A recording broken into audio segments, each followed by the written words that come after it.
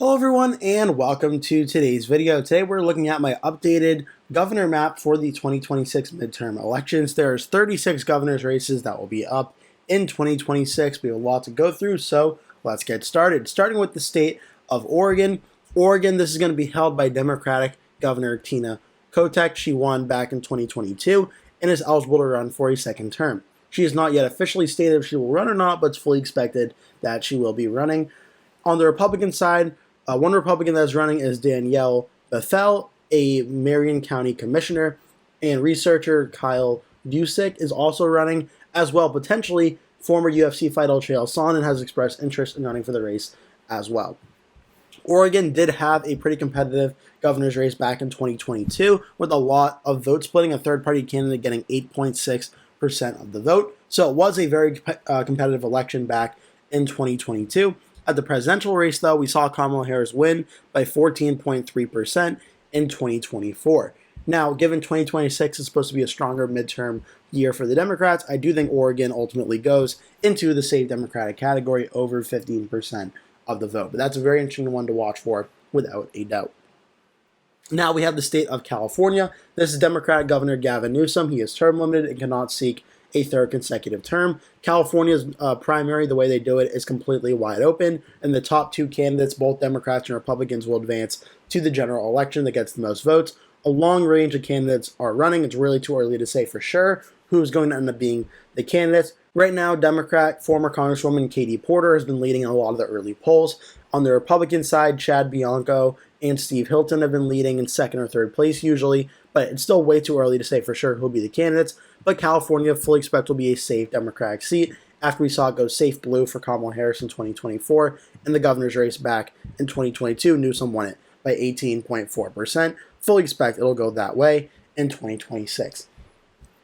For the state of Idaho, this is going to be a Republican governor, Brad Little. Idaho does not have a term limit in its constitution, so he can run for a third term. He's not yet stated if he will do so, but Idaho is one of the safest red states in all of the United States, so I fully expect, whether it's Little or not, Idaho will remain safe for the Republicans. Wyoming, I would also put in this similar category. This is going to be Republican Governor Mark Gordon, and the state law limits the governor to 2 consecutive terms, but Gordon is not ruled out challenging the law constitutionally and seeking a third term, but regardless, this will likely be a Republican win no matter what happens in the state of Wyoming.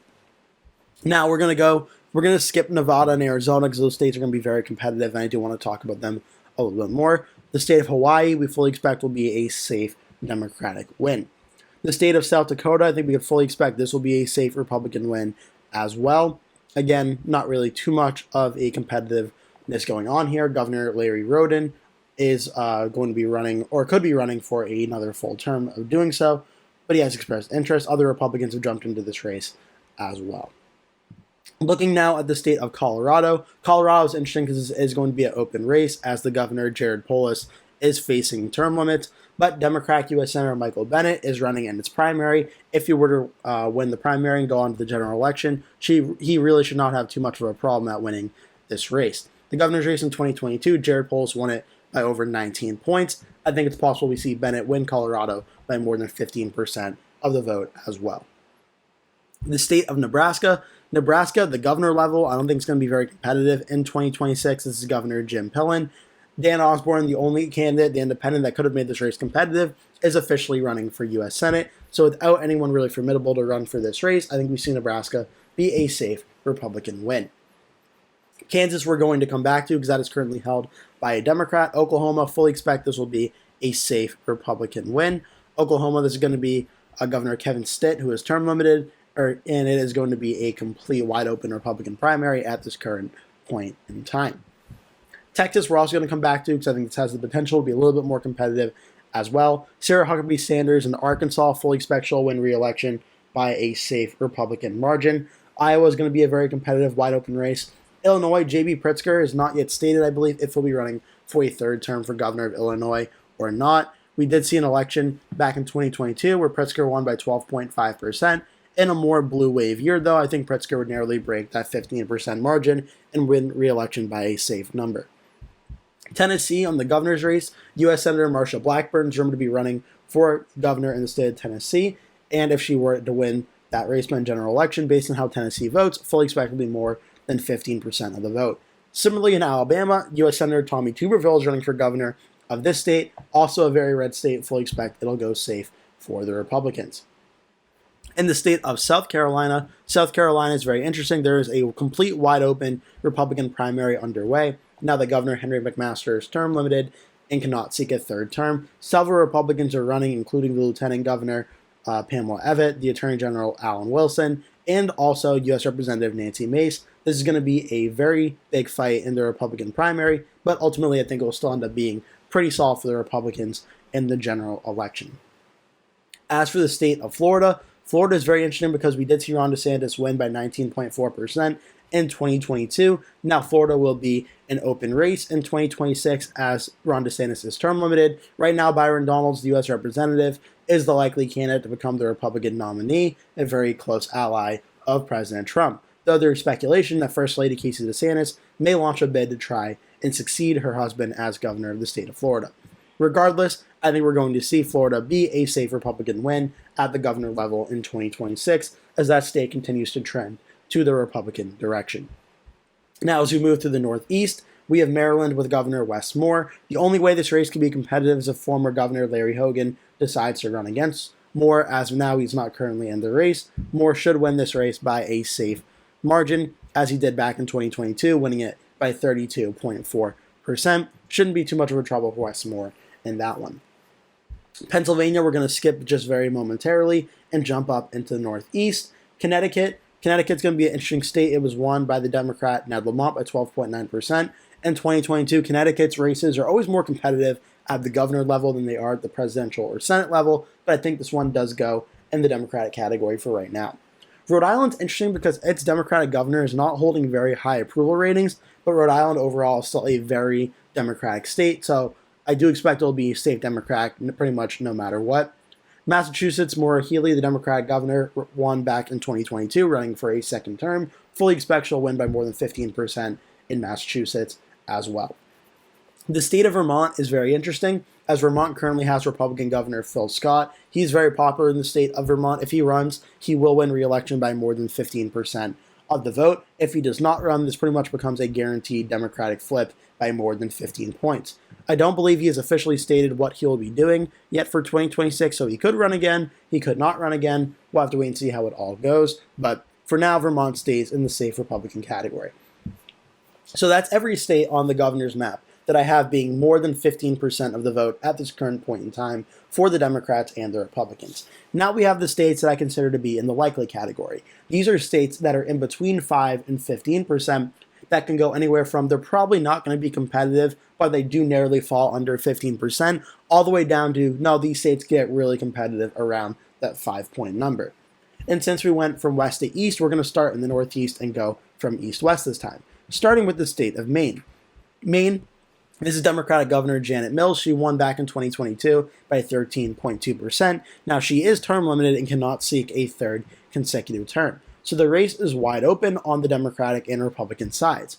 There has been some candidates entering this race, including the Secretary of State, Shanna Bellows, former State Senate President Troy Jackson's running, and son and businessman of U.S. Senator Angus King. Angus King III is also running in this race, as well as several other Democrats as well. On the Republican side, there are a handful of Republicans currently running. The most notable, well-known so far, is member of the Bush family, Jonathan Bush, I believe the cousin of the former president. So this could be a very interesting situation in Maine, where the Bush family does have a very notable presence in the state. This race could potentially get more competitive than initially thought. But with a likely Democratic win in 2022 and likely Democratic win in 2018, even though the Bushes have a lot of money to invest in this race, I think we still see Maine start out in the likely Democratic category at this point in time. That race could get more competitive. I don't believe Maine has ever consecutively elected the same party governor 3 terms in a row, so that could be something to watch for in 2026 as a sleeper race. But again, I do think the Democrats are favored to win Maine in the likely Democratic category. In the state of New Hampshire, this is going to be the Republican Governor Kelly Ayotte. She just got elected in 2024. New Hampshire, like Vermont, has 2-year terms for its governor. The only Democrat currently mentioned as potentially running is former state senator Tom Sherman, who was the nominee for governor in 2022. We just saw Ayotte win the governor's race in 2024 by about 9 points against Democrat Mayor of Manchester, Joyce Craig. So I think we're going to see Kelly Ayotte probably win again by a likely margin. I don't think it'll be over 15 points, but I think it'll be probably right around that margin. Now we have the state of New York. New York, this is going to be Democratic Governor Kathy Hochul, who she is facing a Democratic primary challenge from her own lieutenant governor, and her approval ratings, definitely the earlier part of the year, looked like she was in real jeopardy of potentially losing a Democratic primary. But now she looks like she'll probably survive that and go off into the general election, where she may be facing off against top Trump ally, Representative Elise Stefanik of New York's 21st District. Now, the last governor's race in New York was actually surprisingly very close. Hochul won by 6.4% against the Republican Lee Zeldin. There's a real opportunity here for the Republicans in New York, in such a blue state, to try and make it a very competitive race, especially as President Trump in 2024 did better than most past Republicans in the state of New York. But for now, I think Kathy Hochul will survive and win re-election in between 5 and 15%. But I don't think New York is the safe Democratic slam dunk win that it has been for the past 20 years or so. I think we may see this race get a little bit more competitive. But I do think Hochul at this current point in time will survive and win. Now for the state of Pennsylvania, this is going to be Democratic Governor Josh Shapiro, who Shapiro in his own right certainly has 2028 presidential ambitions as well. But first he has to get through this governor's race, where he'll be facing off against likely Republican nominee Pennsylvania State Treasurer Stacey Garrity, who in her own right is a pretty strong candidate, certainly much stronger than the 2022 nominee Doug Mastriano. But Josh Shapiro is also a very strong governor and formidable governor for this race after he defeated Mastriano by 14.8% in 2022. Even though Pennsylvania voted for Donald Trump by 1.7% in 2024, I certainly expect Josh Shapiro will win by a pretty heavy margin, though it does fall under 15%. I currently have it going likely Democratic for Josh Shapiro without him really facing too much of an issue. Though Stacey Garrity being the Republican nominee instead of Doug Mastriano may help the Republicans a little bit down ballot in some of the House races, I don't think she has much of a chance at winning this governor's race against Josh Shapiro. That puts the Democrats at 12, Republicans also at 12. The state of Ohio, this is going to be a very interesting race, as this is Vivek Ramaswamy, the Republican candidate for president in 2024 and top ally of President Trump, facing off against either Ohio Department of Health Director Amy Acton and maybe potentially against former U.S. Senate nominee Tim Ryan. He's expressed interest in running for this race. Amy Acton is officially in the race.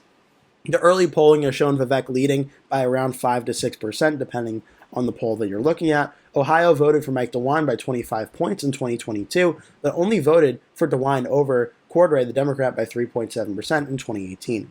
At the presidential level, it voted for Donald Trump by 11.2%. I think Vivek Ramaswamy is probably in that same mold of J.D. Vance type candidate in the state of Ohio, where he should win by more than 5 points, but I don't think it's going to be much more than that number, like Vance's ascendancy in 2022. I think Vivek starts out in the likely Republican category for the state of Ohio. Now, that's another likely win for the GOP. The next likely state we have to talk about is the state of Minnesota with Democratic Governor Tim Walz, he is eligible to run for a third consecutive term, as Minnesota does not have term limits. He has not yet stated if he will do so, but there has been some reports that we should be getting that decision in the coming weeks or so. Now, if he does not decide to run, there is, I'm sure, a large number of Democrats that would want to run for this race. On the Republican side, there is the nominee from 2022, Scott Jensen. He is officially running again for this race, as well as other Republicans potentially wanting to run this race as well. Now, in 2024, Kamala Harris won the state against Donald Trump by 4.2% at the presidential level. Tim Walz won it in 2022 by 7.7%. I think it's possible we see a little bit more of a competitive race, as governors going for a third term usually have less success than they do when going for a second term. That's usually just like anti-candidate and anti-party fatigue. But I do still think if it's Tim Walz or another Democrat, we see Minnesota go in the likely Democratic category over 5% margin of victory, especially in the midterm wave year of 2026, which should be a good night for the Democrats. That puts Republicans up to 13, Republicans also at 13. Now we're going to go to the state of Texas. Texas I have going in the likely Republican category for Governor Greg Abbott. Now the only thing that could potentially be interesting in this race, we know Greg Abbott is going to be running again. This will be his, he is seeking a fourth term in this race and announced his intentions to do so. The Democrats could be putting up strong candidates, though, whether it's James Talarico, Joaquin Castro, or Beto O'Rourke, which are definitely stronger than typical Democratic candidates for the state of Texas.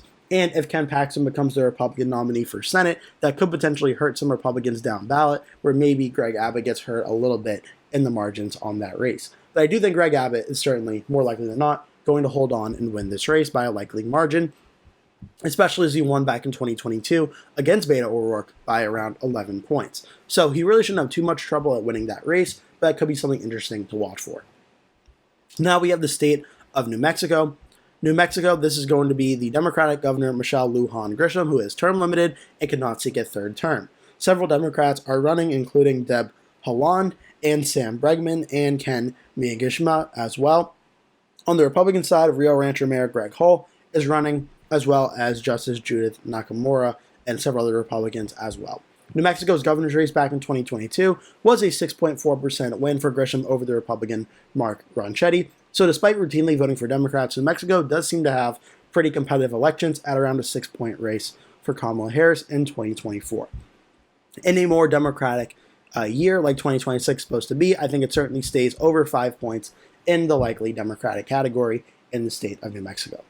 The last, for sure, likely state I have to go over is the state of Alaska. Now, this one's very interesting because Alaska, there were some rumors that perhaps Democrat Mary Peltola would decide to run for this race, though Democrat Tom Begich, a former state senator and leader in the Democratic state senate, or in the state senate, has announced a campaign. And he said that he would enter the race because he expects Peltola to run for the U.S. Senate race. Now, this race, I think, will be competitive, as Alaska's governor's races are usually more competitive than it was in 2022, where the Republican governor Dunleavy won by 22 points. Back in 2018, Dunleavy won by 7 against another Begich. This was against Mark Begich in this race. And then before that, in 2014, it was held by the independent Bill Walker. So Alaska's governor's races can get a little bit interesting. It will be an open race on the Republican side as well, as the governor is term limited, and the Republicans that are currently running are Edna Navarez, state senator. We have Shelley Hughes, as well as the Lieutenant Governor Nancy Dahlstrom, and State Senator Craig Bishop as well. For now, I have Alaska starting out in the likely Republican category, but that's an interesting one, certainly to watch for in coming days and months and such for this campaign. Now with that, we have the remaining 7 governor's races in the United States that I expect to be the most competitive of all the states that are up in 2026. And I'm going to first start with the state of Kansas. Now, Kansas is interesting because it's currently held by Democratic Governor Laura Kelly, though she is term limited by Kansas's constitution and cannot seek a third consecutive term. Now, on the Democratic side, State Senator Ethan Corson and Cindy Hochler are running for the Democratic nomination, with Corson getting the support of the Governor Kelly. So, it seems that the Democrats, at the very least, have their hand-picked candidate, according to the governor, to support in this race. Though without the governor in the race, it's going to be very tough for the Democrats to hold the seat.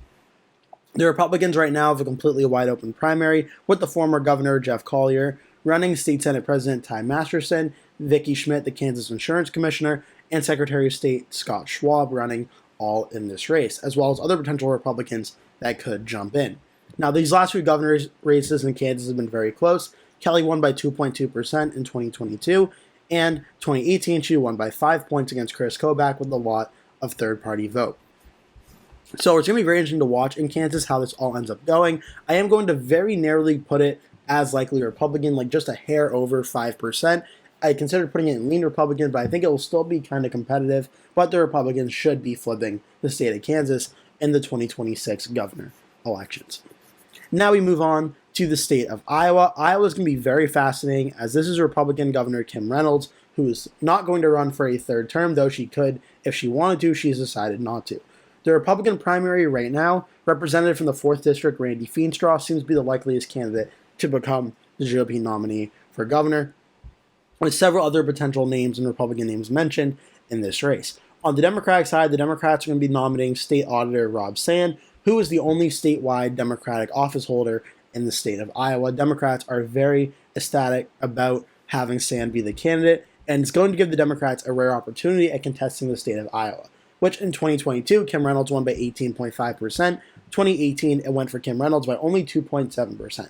So we have seen at the governor level at least a competitive election the last time there was a Democratic midterm year.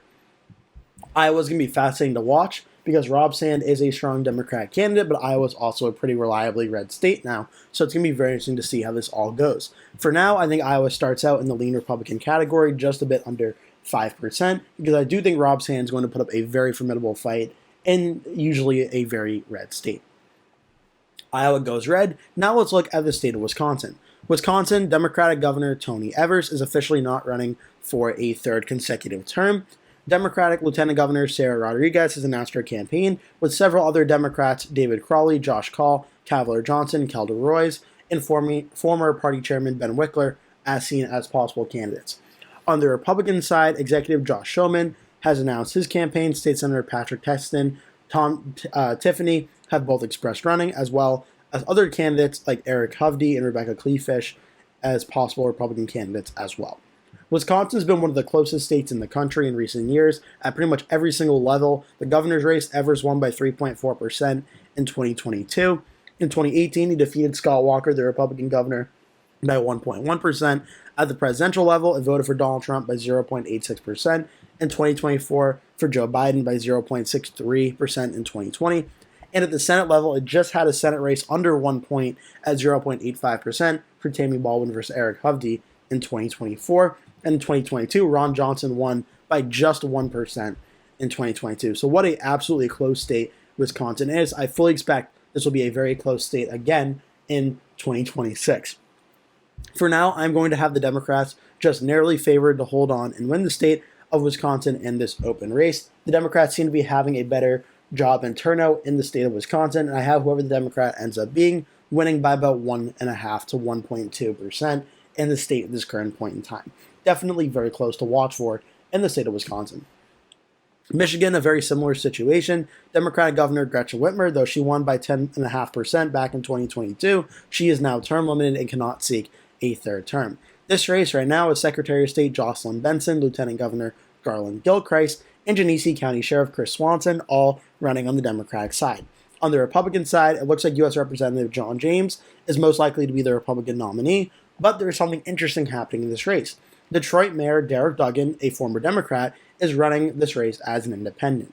In the early polling, he's been taking up a very considerable amount of vote, anywhere from 10 to 25%, depending on the poll. And that is making this race very close. We are essentially having Duggan splitting such a large percent of the vote that the Democrat and the Republicans are getting in the mid to high 30s and only leading by about 1 or 2% or so.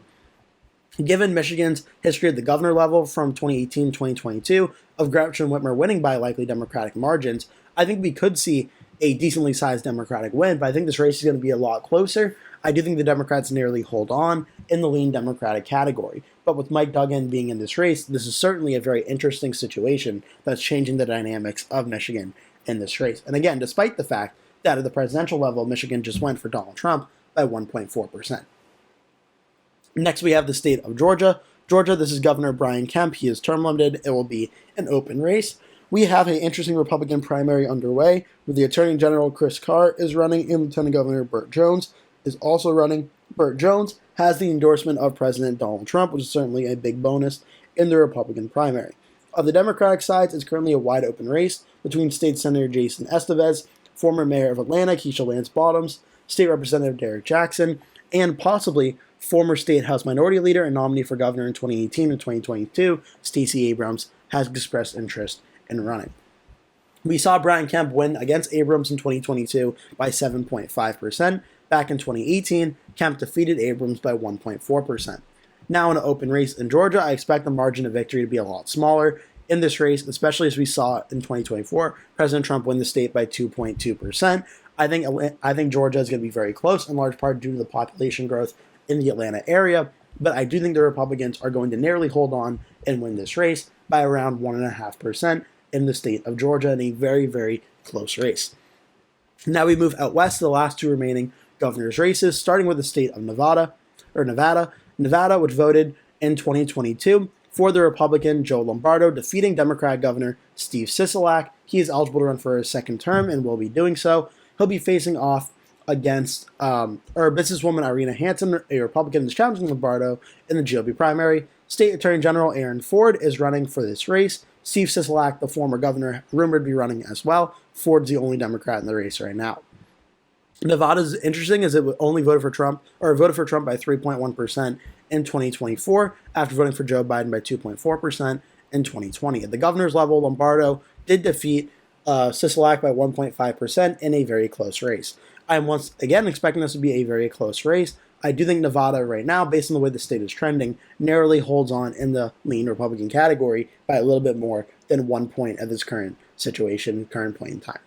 Now we have the state of Arizona, where Democrat Katie Hobbs, who won very narrowly in 2022, is facing off against two Republicans, Karen Taylor Robson and U.S. Representative Andy Biggs, both of which have the endorsement of President Donald Trump in this race. This is expected to be one of the closest races, if not the closest governor's race in the United States, after Hobbs only won in 2022 against Kari Lake by 0.67%, but ultimately ended up being roughly 17,000 votes separating Hobbs and Lake. So I am expecting this to be a very close state, especially after we saw such ground made up by President Trump in 2024, where he won by 5.5%. I initially have had this race going in the lean Republican category in past predictions, but I did flip it last month to be in the tilt Democratic column, and I am keeping Arizona in the tilt Democratic column for now, as the early polling has shown. Katie Hobbs with a very slight lead over the Republicans at this current point in time. And this is a situation where I think the election environment being a little bit more Democratic friendly narrowly helps Hobbs keep this race in the Democratic side. So with that, I have the Republicans winning 19 governor's races, Democrats winning about 17, with some very close races in Nevada, Arizona, Iowa, Wisconsin, Michigan, Georgia, and potentially in Kansas. I hope you enjoyed this video. Make sure to like and subscribe if you did. Leave a comment below, tell me your thoughts, and I hope to see you in a future video.